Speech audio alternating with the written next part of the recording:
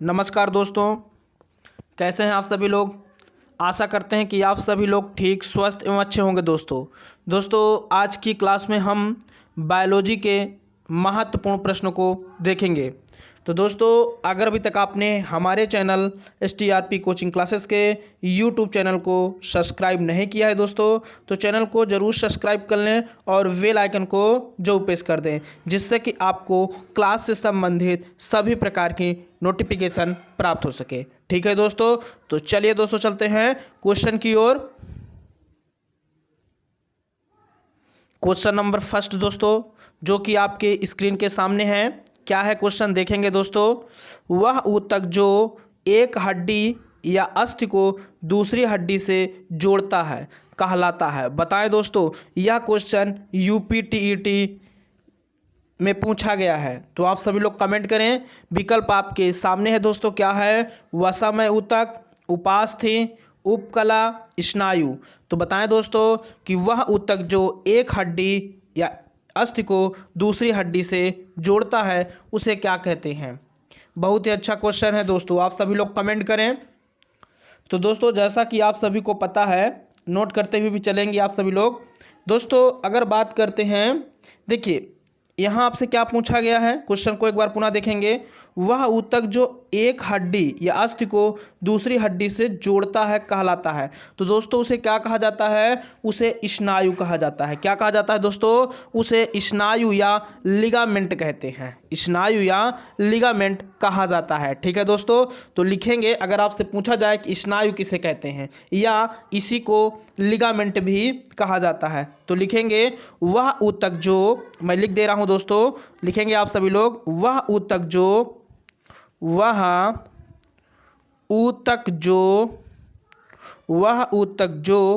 एक हड्डी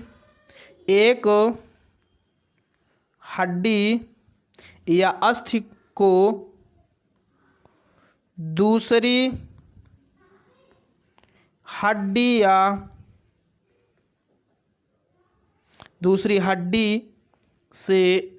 अस्थि से जोड़ता है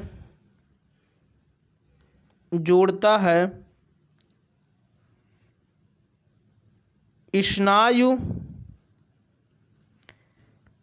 या लिगामेंट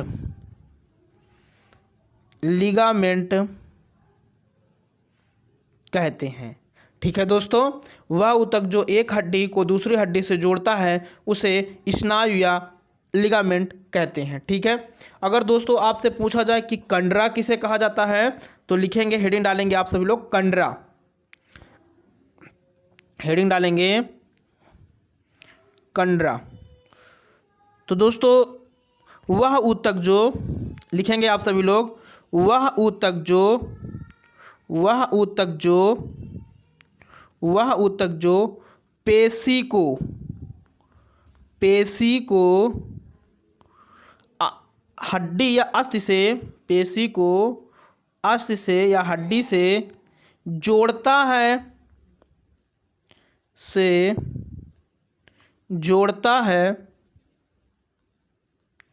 उसे क्या कहते हैं दोस्तों? उसे कंडरा कहते हैं। ठीक है, उसे क्या कहते हैं दोस्तों? कंडरा कहते हैं। ठीक है, तो नोट कर लिया होगा आप सभी लोगों ने। चलिए अब हम लोग चलते हैं नेक्स्ट क्वेश्चन की ओर। ठीक है, इस क्वेश्चन का जो आंसर हो जाएगा दोस्तों, वह क्या हो जाएगा? तो वह दोस्तों क्या हो जाएगा? स्नायु। चलिए अगले क्वेश्चन की बात करते हैं। अगला क्वेश्चन जो कि आपकी स्क्रीन के सामने आ रहा है दोस्तों, और बहुत ही अच्छा क्वेश्चन है। ठीक है दोस्तों, तो बताएंगे आप सभी लोग क्वेश्चन, जैसा कि आप सभी लोग देख पा रहे होंगे।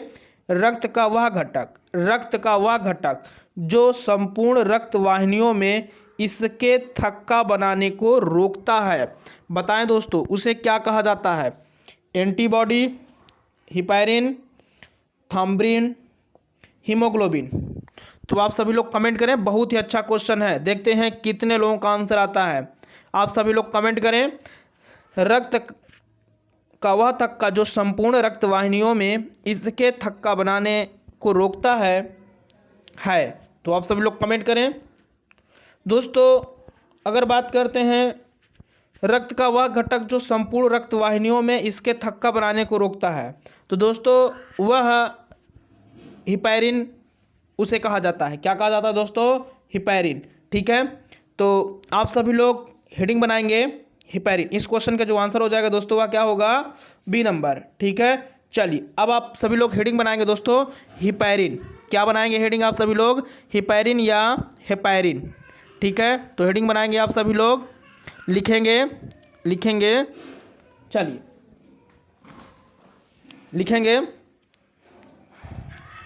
रक्त का वह घटक, रक्त का वह घटक, रक्त का वह घटक, वह घटक जो संपूर्ण जो संपूर्ण रक्त वाहिनियों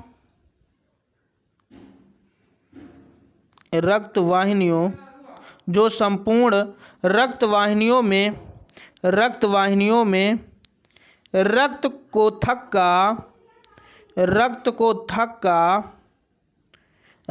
थक्का बनाने से रोकता है या बनने से रोकता है। रक्त को थक्का बनने से रोकता है, बनने से रोकता है। नेक्स्ट पेज पे चलते हैं दोस्तों। हाँ चलिए, बनने से रोकता है, उसे क्या कहा जाता है दोस्तों? हिपैरिन कहा जाता है। क्या कहा जाता है? उसे क्या कहा जाता है दोस्तों? उसे हिपैरिन कहते हैं। ठीक है, क्लियर हो चुका होगा। आप सभी लोग नोट करते हुए चलेंगे दोस्तों। ठीक है, चलिए अगर दोस्तों आपसे पूछा जाए कि हीमोग्लोबिन किसे कहते हैं, तब आप क्या बताएंगे? कमेंट करें, देखते हैं कितने लोग बताते हैं। आप सभी लोग हीमोग्लोबिन की परिभाषा बताएं, देखते हैं कितने लोगों का आंसर आता है। ठीक है दोस्तों, तो हीमोग्लोबिन क्या होता है बताएं। चलिए हेडिंग बनाएंगे आप सभी लोग हीमोग्लोबिन। ठीक है दोस्तों, आप सभी लोग हेडिंग बनाएं हीमोग्लोबिन। तो लिखेंगे हीमोग्लोबिन क्या होता है दोस्तों। हाँ देखें दोस्तों, अगर बात करते हैं किसकी? हीमोग्लोबिन की। किसकी बात करते हैं दोस्तों?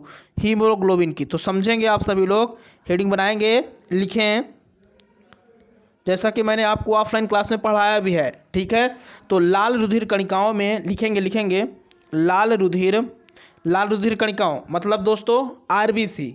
ठीक है, लाल रुधिर कणिकाओं, लाल रुधिर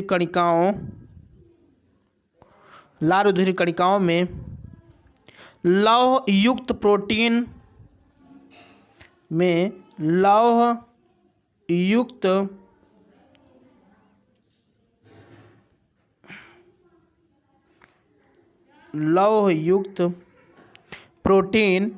पाया जाता है दोस्तों। लौह युक्त प्रोटीन पाया जाता है, लौह युक्त प्रोटीन लिख लिया होगा आप सभी लोगों ने। चलें आगे की ओर। लौह युक्त प्रोटीन पाया जाता है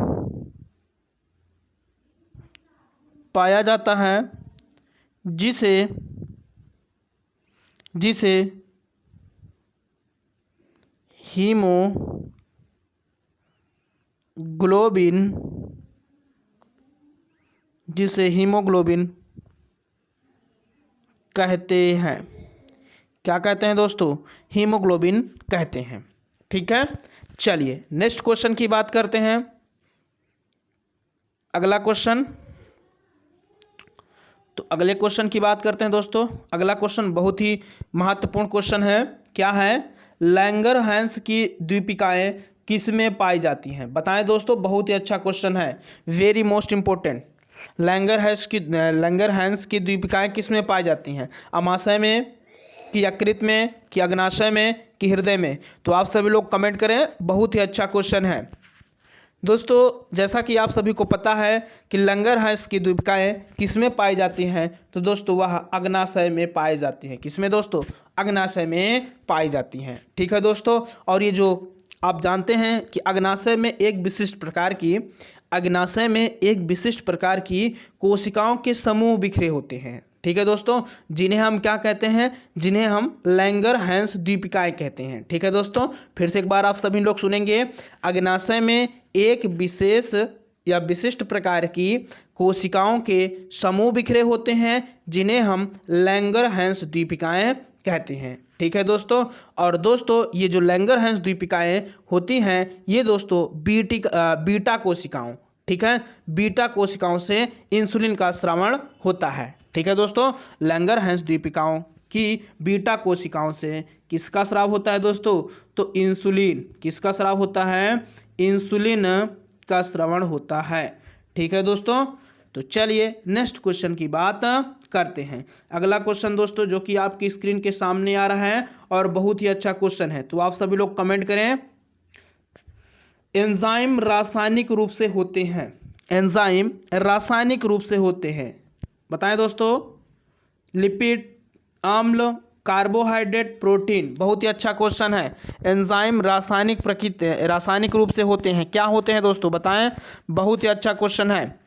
एंजाइम रासायनिक रूप से होते हैं लिपिड, अम्ल, कार्बोहाइड्रेट, प्रोटीन। जैसा कि आप सभी को पता है कि एंजाइम रासायनिक रूप से क्या होते हैं। एंजाइम रासायनिक रूप से लिखेंगे, आप सभी लोग नोट करेंगे दोस्तों। एंजाइम एंजाइम एंजाइम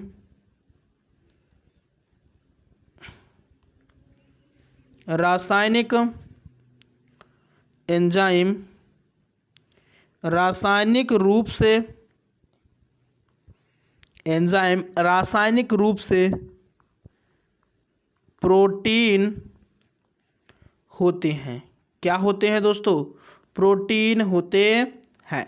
ठीक है, और एंजाइम की सूक्ष्म प्रक्रिया में भाग लेने वाले पदार्थ, एंजाइम लिखेंगे, मैं बोल रहा हूं दोस्तों। एंजाइम की सूक्ष्म प्रक्रिया में भाग लेने वाले पदार्थों में से, एंजाइम की सूक्ष्म प्रक्रिया में भाग लेने वाले पदार्थों में से किसी एक के साथ मिलकर, किसी एक के साथ मिलकर, किसी एक के साथ मिलकर इसे सक्रिय बनाती हैं। ठीक है, नोट डाल के लिखेंगे, आप नोट डाल के लिखेंगे। प्रत्येक एंजाइम, नेक्स्ट पेज पे चलते हैं। प्रत्येक एंजाइम, नोट डाल के लिखेंगे आप सभी लोग। प्रत्येक एंजाइम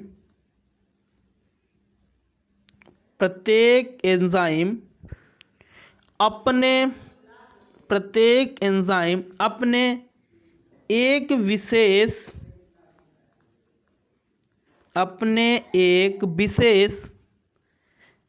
पीएच मान, दोस्तों आप सभी को रक्त का पीएच मान, आप सभी को रक्त का पीएच मान कमेंट करें, देखते हैं कितने लोग बताते हैं। रक्त का पीएच मान आप सभी लोगों को बताना है। ठीक है दोस्तों, तो मैं यहाँ बता रहा हूँ, आप उसको सुनेंगे दोस्तों।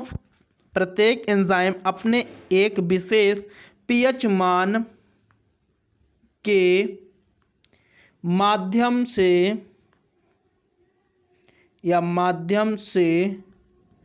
पूर्ण होते हैं। क्या होते हैं दोस्तों, पूर्ण होते हैं। ठीक है, और आप सभी लोग रक्त का पीएच मान कमेंट करें, देखते हैं कितने लोग बताते हैं।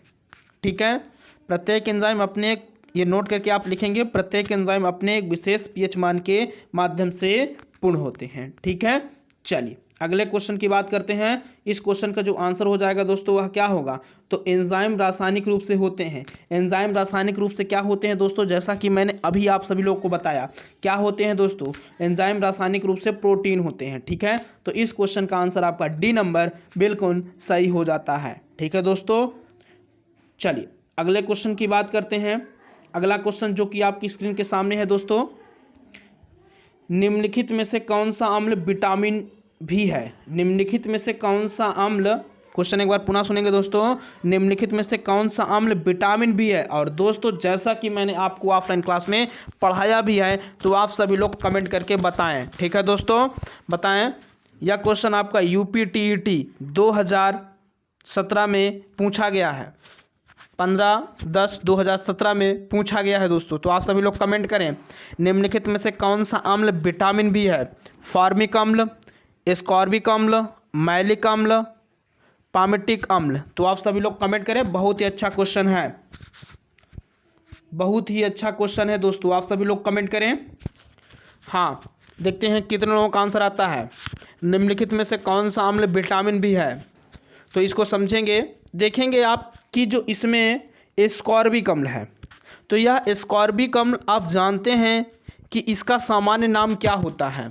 एस्कॉर्बिक अम्ल का जो सामान्य नाम होता है वह क्या होता है? Vitamin C. और आप जानते हैं कि विटामिन सी का रासायनिक नाम क्या है? एस्कॉर्बिक अम्ल है। क्या है? एस्कॉर्बिक अम्ल है। ठीक है। और इसकी कमी से कौन सा रोग होता है? विटामिन सी की कमी से। जब ये भी दोस्तों आप जानते हैं कि एस्कॉर्बिक अम्ल यह विटामिन सी का रासायनिक नाम है। कौन सी विटामिन? Vitamin C. कौन सी विटामिन? Vitamin C. ठीक है। कौन सी विटामिन? Vitamin C. ठीक है। और आप जानते हैं कि विटामिन सी की कमी से कौन सा रोग होता है? तो इसकी कमी से, विटामिन सी की कमी से कौन सा रोग होता है? एस्कॉर्बिक। कौन सा रोग दोस्तों? एस्कॉर्बिक नामक रोग होता है। कौन सा रोग होता है? एस्कॉर्बिक नामक रोग होता है। ठीक है। और इसका जो प्रमुख स्रोत है एस्कॉर्बिक अम्ल का या विटामिन सी का जो प्रमुख स्रोत है वो दोस्तों क्या है? तो क्या है? खट्टे पदार्थ। क्या है? लिख देते हैं, क्या है? खट्टे पदार्थ, जैसे नींबू, नींबू, संतरा, नींबू, संतरा, टमाटर, टमाटर, सब्जियां, सब्जियों में भी पाया जाता है, सब्जियां, सब्जियां आदि। ठीक है। तो इस क्वेश्चन का जो आंसर हो जाएगा वह क्या होगा? निम्नलिखित में कौन सा अम्ल विटामिन भी है? तो कौन सा अम्ल विटामिन है? तो एस्कॉर्बिक अम्ल। ठीक है।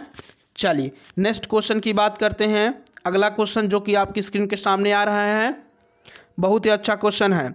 एस्कॉर्बिक रोग किसकी कमी के कारण होता? अभी मैंने डिस्कशन किया दोस्तों, अभी मैंने आपको इससे पहले वाले क्वेश्चन में बताया। तो आप सभी लोग कमेंट करें। बहुत ही अच्छा क्वेश्चन है। एस्कॉर्बिक रोग किसकी कमी के कारण होता है? विटामिन डी, विटामिन के, विटामिन सी और विटामिन ए। तो आप सभी लोग इस क्वेश्चन का आंसर कमेंट करें। देखते हैं कितने लोगों का आंसर आता है। बहुत ही अच्छा क्वेश्चन है। एस्कॉर्बिक रोग किसकी कमी के कारण होता है? विटामिन डी, विटामिन के, विटामिन सी, विटामिन ए। तो जैसा कि अभी मैंने आप सभी लोगों को बताया कि जो एस्कॉर्बिक रोग है वह किस विटामिन के कमी के कारण होता है? तो वह विटामिन सी की कमी के कारण होता है। ठीक है। तो इस क्वेश्चन का जो आंसर हो जाएगा वह क्या होगा? वह क्या होगा? सी नंबर आपका बिल्कुल सही हो जाता है। आइए कुछ प्रमुख विटामिनों को हम लोग देख लेते हैं और उनकी कमी से कौन सा रोग होता है और किस अंग को प्रभावित करते हैं। तो आइए हम लोग उनको जानते हैं। ठीक है। जैसा कि आप, हाँ, पहले स्कर्वी रोग के बारे में हम लोग जान लेते हैं। क्या है स्कर्वी रोग? तो जानेंगे, हेडिंग बना लेंगे आप सभी लोग। स्कर्वी रोग, कौन सा रोग? स्कर्वी रोग।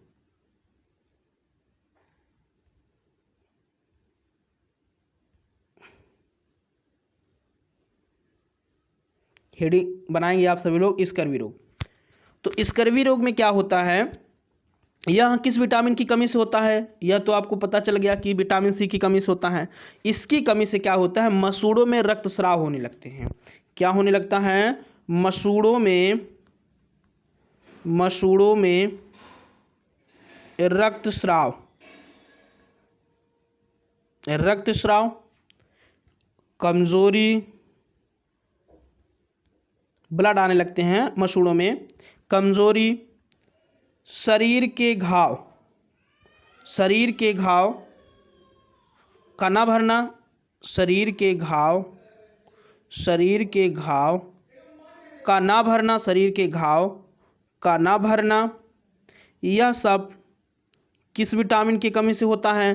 तो यह सब विटामिन सी की कमी से होता है। ठीक है। चलिए अब आप सभी लोग हेडिंग बनाएंगे, विटामिन और उनकी कमी से होने वाले रोग तथा प्रभावित अंग। ठीक है। सबको तो नहीं देखेंगे लेकिन कुछ महत्वपूर्ण विटामिनों को हम लोग देखेंगे। ठीक है दोस्तों। चलिए, अगर आप यहाँ पे एक हेडिंग बनाएंगे विटामिन, इधर आप एक बनाएंगे हेडिंग आप विटामिन, और उधर आप हेडिंग बनाएंगे कमी से रोग। विटामिन, उधर आप क्या हेडिंग डालेंगे, कमी से रोग। तो आप 2 कॉलम बना लें, एक तरफ आप विटामिन और एक तरफ आप क्या बनाएंगे, कमी से रोग। ठीक है, चलिए पहले हम लोग विटामिन ए को देखते हैं। किस विटामिन को, विटामिन ए। तो विटामिन ए की कमी से कौन सा रोग होता है दोस्तों, जैसा कि आप सभी को पता है कि विटामिन ए की कमी से रतौंधी रोग होता है। कौन सा रोग होता है, रतौंधी रोग होता है। ठीक है, और इसमें क्या होता है, आँखें की जो कोशिकाएं होती हैं वो सिकुड़ने लगती हैं। ठीक है, तो आँखों का शुष्क होना।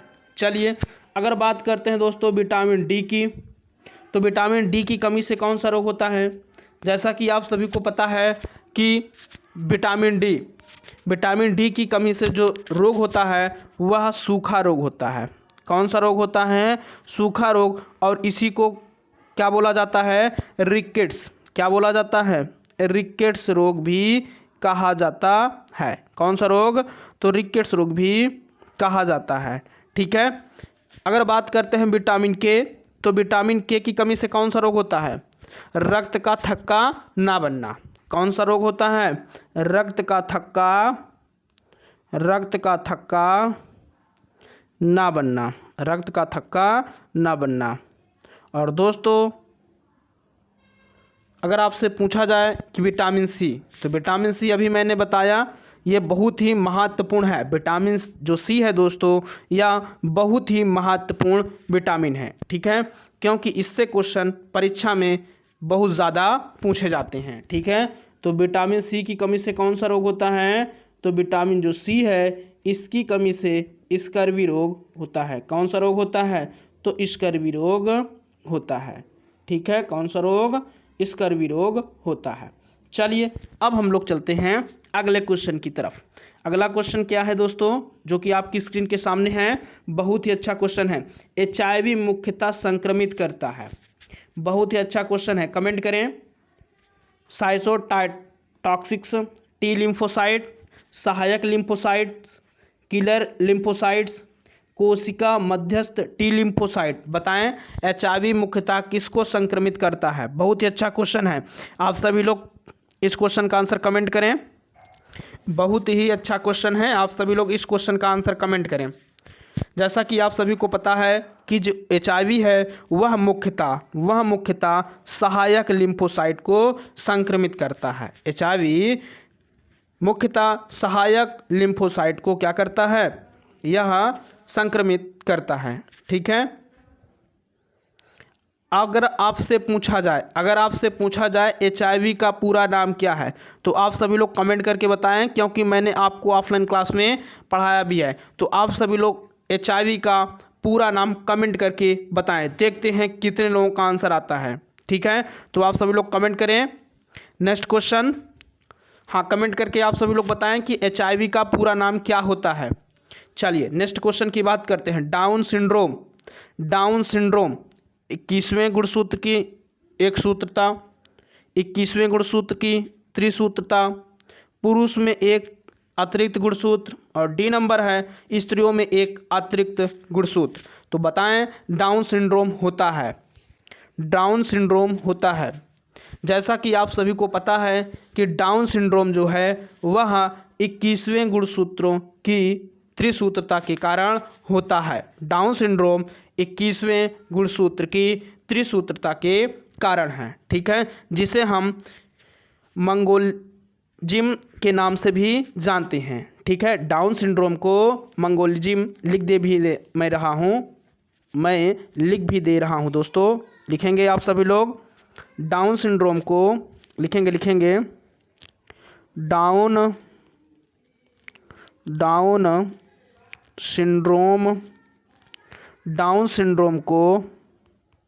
डाउन सिंड्रोम को मंगोलिज्म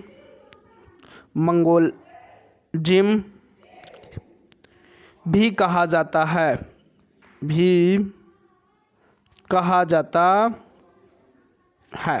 ठीक है, डाउन सिंड्रोम को मंगोलिज्म भी कहा जाता है। ठीक है, और यह एक आनुवांशिक रोग है। कैसा रोग है?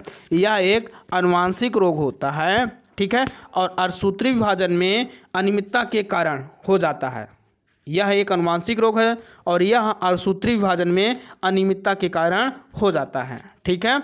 चलिए नेक्स्ट क्वेश्चन की बात करते हैं। इस क्वेश्चन का जो आंसर हो जाएगा वह क्या होगा? आपका बी नंबर। चलिए अगले क्वेश्चन की बात करते हैं। अगला क्वेश्चन बहुत ही अच्छा क्वेश्चन है।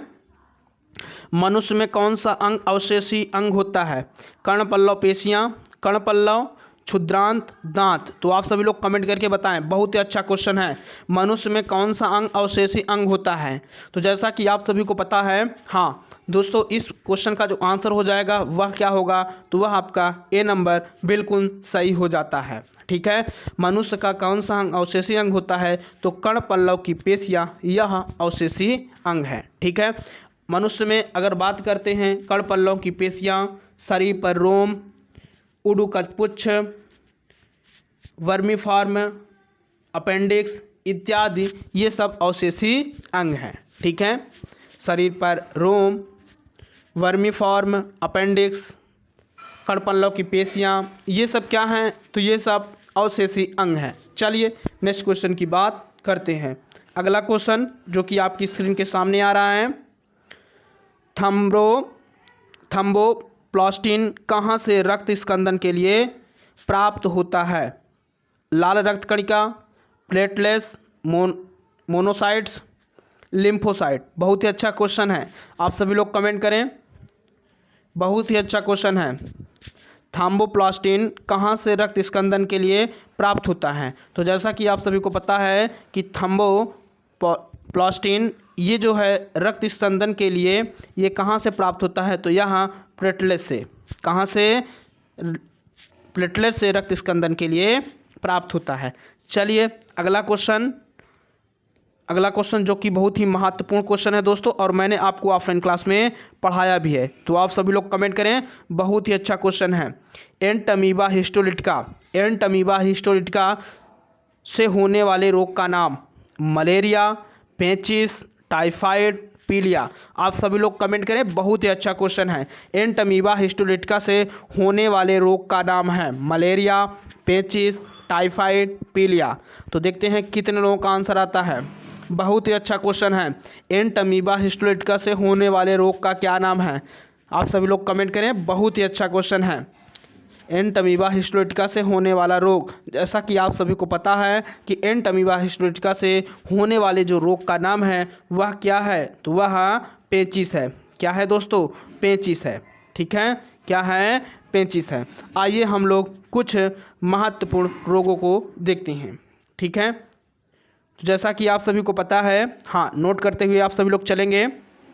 जैसा कि आप सभी को पता है कि अमीबी पेचिस किससे होता है? अमीबी पेचिस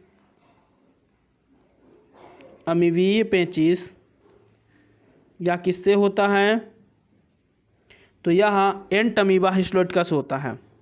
किससे होता है? एंटमीबा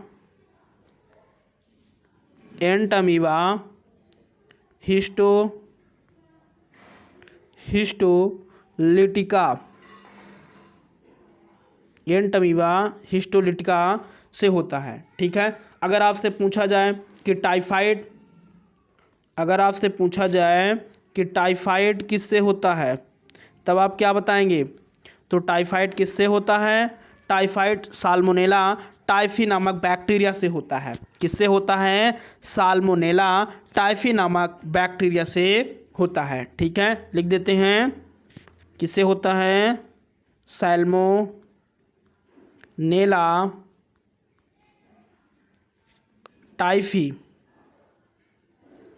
टाइफाई लिख सकते हैं, ठीक है। यहाँ लिख दे रहे हैं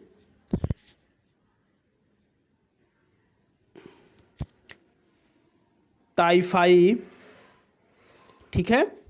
या किससे होता है? तो टाइफाइड बैक्टीरिया से होता है, ठीक है। अगर आपसे पूछा जाए कि मलेरिया किससे होता है, तब आप क्या बताएंगे?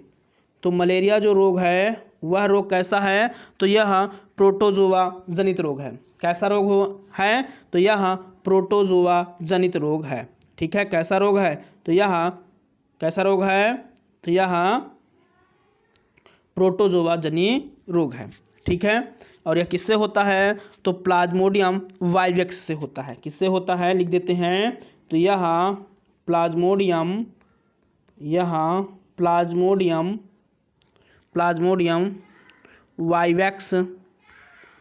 वाइवेक्स से होता है। ठीक है, और आप जानते हैं कि जो पीलिया है वह किससे होता है? तो जो पीलिया है वह किससे होता है? जो पीलिया है यह वायरस जनित रोग है। किससे होता है? तो यह वायरस से होता है। ठीक है, चलिए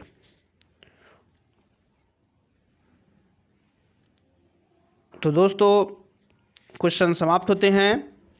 तो आप सभी लोग कमेंट करके ज़रूर बताएं दोस्तों कि यह क्लास आप सभी लोगों को कैसी लगी। ठीक है, आज की क्लास में हम लोग इतने ही क्वेश्चन को देखेंगे। ठीक है, तो आप सभी लोग कमेंट करके ज़रूर बताएं कि यह क्लास आप सभी लोगों को कैसी लगी। और दोस्तों अगर अभी तक आपने हमारे चैनल STRP कोचिंग क्लासेस के YouTube चैनल को सब्सक्राइब नहीं किया है तो चैनल को ज़रूर सब्सक्राइब कर लें और बेल आइकन को जरूर प्रेस कर दें, जिससे कि आपको क्लास से संबंधित सभी प्रकार की नोटिफिकेशन प्राप्त हो सके।